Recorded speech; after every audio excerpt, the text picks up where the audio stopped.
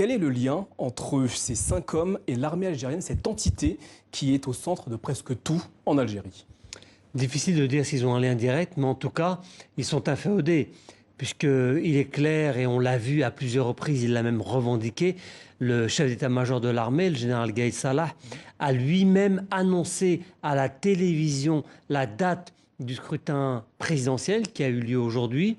Il a, à très nombreuses reprises, depuis la démission du président Bouteflika, il est apparu à la télévision, il s'est fait le Premier ministre, il s'est fait le ministre de la Justice, le ministre du Commerce, évidemment le ministre de l'Intérieur et de la Défense.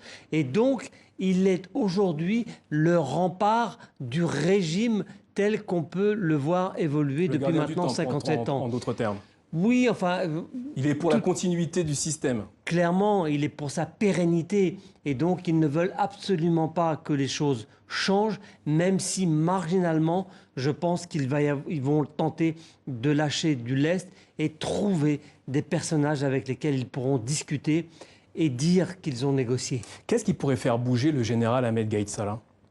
Écoutez, hors d'une pression externe, ce sera très difficile de faire évoluer ce régime-là, d'autant qu'aujourd'hui, il bénéficie, qui ne dit mot consent, de la part des partenaires de l'Algérie, une sorte d'onction qui préfère, je parle des partenaires, qui préfèrent évidemment le statu quo à l'aventure, même si c'est une aventure à l'Union européenne démocratique. notamment?